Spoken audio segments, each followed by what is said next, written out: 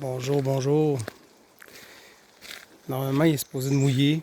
Les nuages sont quand même clairs, mais aujourd'hui, un peu de pluie. Il n'a pas encore tombé, mais ce matin, il y en avait. J'aimerais vous partager une petite expérience, comme même plusieurs expériences personnelles. Vous savez, on parle de créatine, de protéines, de vitamines. Tout le monde sur TikTok, là, hey, ça t'en vend des produits miracles, puis ça c'est bon pour telle affaire, ça c'est bon pour telle autre chose. Puis la créatine, comme la protéine, si tu prends de la créatine, là, tu vas devenir big, tu vas vraiment avoir la shape que tu veux. Moi, là, la créatine, il y a à peu près 30 ans, c'était illégal d'avoir ça ici au Québec. Il fallait que tu commences ça aux États-Unis. Puis il y avait beaucoup de produits qui étaient illégaux, dont les protéines, les types de protéines. Puis il y avait beaucoup de produits de grande qualité qui permettaient d'avoir vraiment une capacité de développer ta masse musculaire puis d'avoir du jus, là, vraiment pour pousser. Puis la créatine, c'était elle qui était comme la plus safe.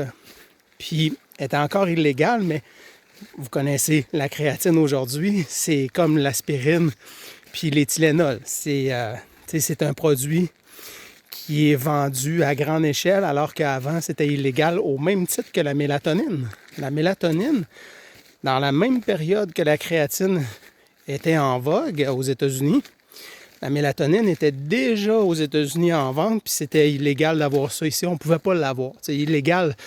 Tu pouvais en avoir, là, si tu te faisais prendre avec ça, tu n'allais pas en prison, là, c'était pas de la drogue. Sauf que les compagnies n'avaient pas le droit de les vendre ici au Québec. Il fallait que tu passes par d'autres chemins pour pouvoir t'en procurer. Puis la créatine, moi je m'entraînais là, 7 jours sur 7, puis depuis l'âge de 12 ans jusqu'à environ 28 ans, là, j'avais vraiment une régularité au niveau de l'entraînement.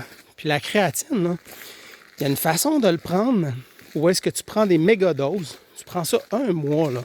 Tu prends pas ça là, tous les jours à l'année, parce que la créatine, quand tu apprends un certain temps ou avec une certaine dose, quand tu arrêtes, ça reste dans l'organisme. Ça prend un certain temps avant de l'éliminer.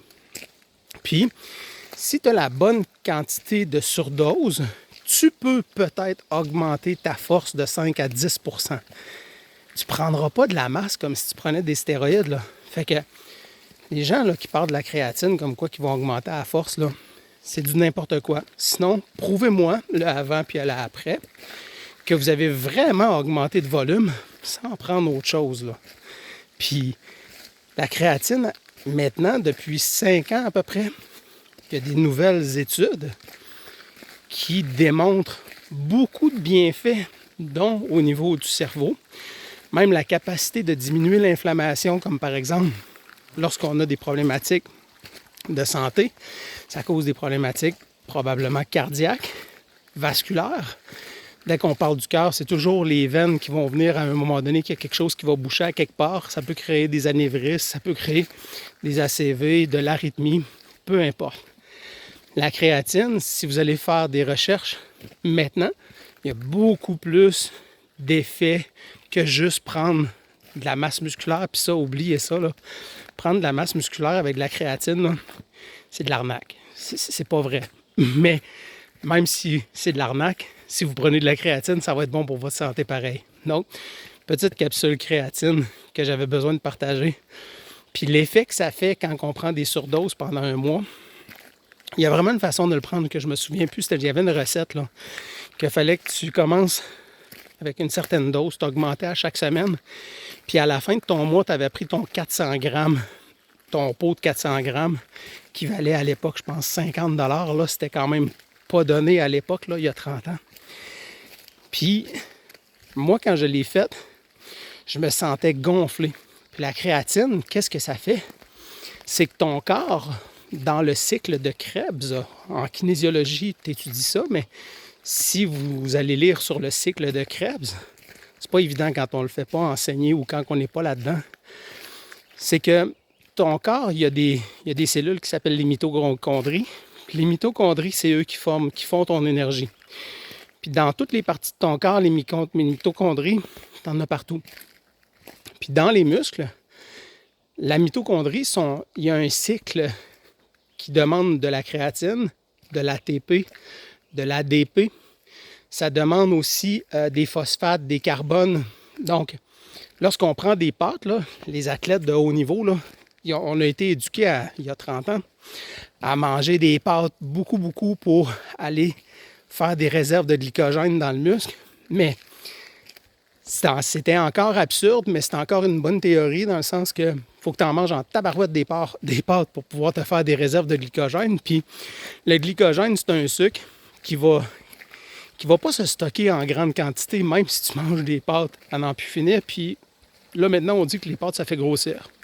Bon, maintenant, tout ce qui fait grossir, je me questionne à savoir, peut-être quelque chose qu'on a oublié de parler, là, parce que c'est pas en faisant des régimes, c'est pas en modifiant toute ton alimentation, sauf si tu as des troubles inflammatoires. Mais moi, jusqu'à 28 ans, là, je m'entraînais, là, j'étais pas raqué. Là. Quand j'entends le monde qui sont raqués à des entraînements, raqué, c'est quoi ta définition d'être raqué? OK, je fais des jambes, je suis plus capable de monter les escaliers. C'est pas que je suis raqué, mon muscle est plus capable de rien faire. Donc, c'est quoi ta définition d'être raqué? Parce que moi, j'ai parlé avec des gens qui me disaient, crème, moi, François, je pensais que c'était normal qu'après mes entraînements, j'aie de la douleur. J'ai jamais vécu ça. Si tu as de la douleur après l'entraînement, je me questionne là, grandement, là, surtout même jusqu'à 28 ans. Là, si tu fais de l'entraînement et tu as mal, on a bien beau parler d'acide lactique, là, mais là, à un moment donné, là, c'est sûr, si tu fais un 40 km 3 jours de suite, puis que tu n'as aucune récupération entre les deux, bien, la douleur que tu vas avoir, c'est quasiment de l'assèchement. Là. Donc, tout ça pour dire que la créatine, c'est une chose. La protéine, ça a été prouvé, démontré au même titre que les vitamines que ce que tu ingères, tu vas l'éliminer au complet. Mais ce qu'ils ne sont pas capables d'expliquer, c'est que pourquoi ça fonctionne. Chez certaines personnes, ils vont prendre la protéine, ils vont prendre du volume. C'est-tu l'effet placebo? Maintenant, tu sais, si vous expérimentez puis que vous vivez une expérience qui permet de démontrer que oui, c'est arrivé pour vous. Ça ne veut pas dire que ça va le faire pour tout le monde, mais tout le monde en prend. Par contre, c'est pas tout le monde qui a nécessairement des résultats. Là. J'ai pris de la protéine à fond. Je pesais 148 livres. Je vais toujours m'en rappeler. Le jour où j'ai eu la chance de faire une compétition de culturisme parce qu'on m'a approché en disant « Il nous manque du monde, puis tu as lâché pour, viens donc le faire. » J'ai fait un régime à sec de 3-4 jours. Moi, j'aurais jamais été capable de faire de régime dans la vraie vie.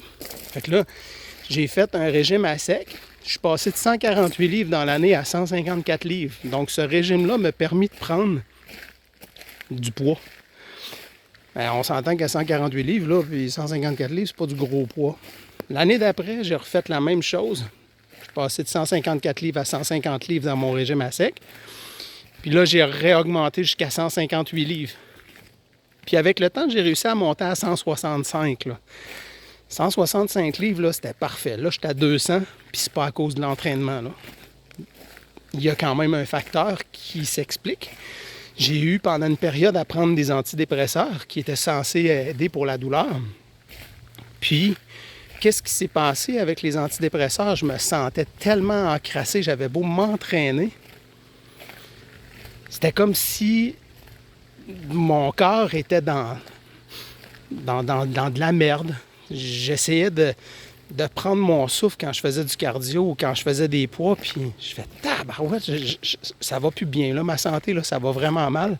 Puis ça m'a pris 3 mois avant de catcher puis de comprendre que c'était les antidépresseurs qui me donnaient ces effets-là. J'étais déshydraté quand je m'entraînais, je parlais,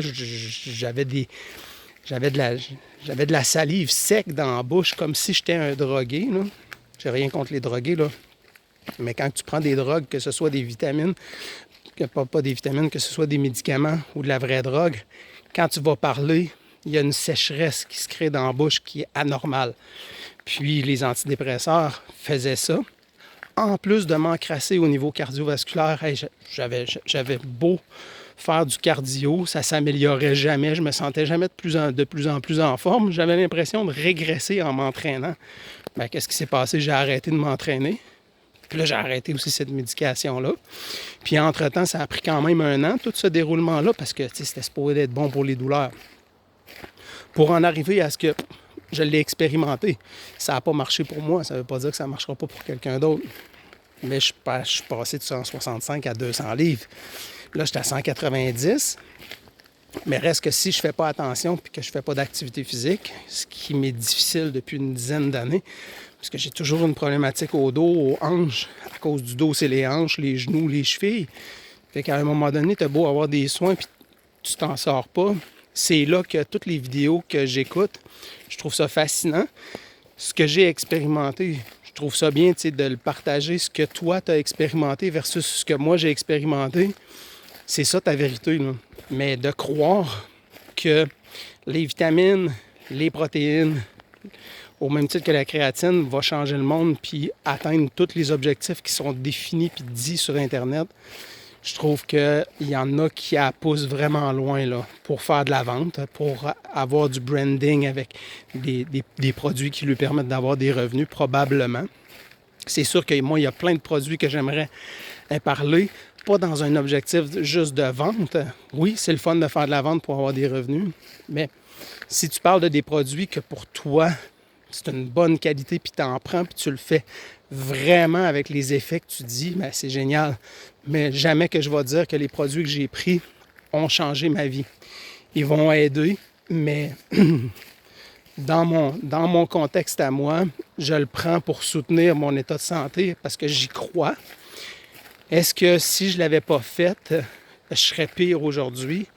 J'aime à croire que tout ce que j'ai fait comme action, tout ce que j'ai cru qui était bon puis que je crois encore qui est bon, ben j'ose à croire que ça l'a permis de garder un état de santé un peu plus longtemps puis qui va me permettre de vivre aussi un peu plus longtemps, un peu plus en santé.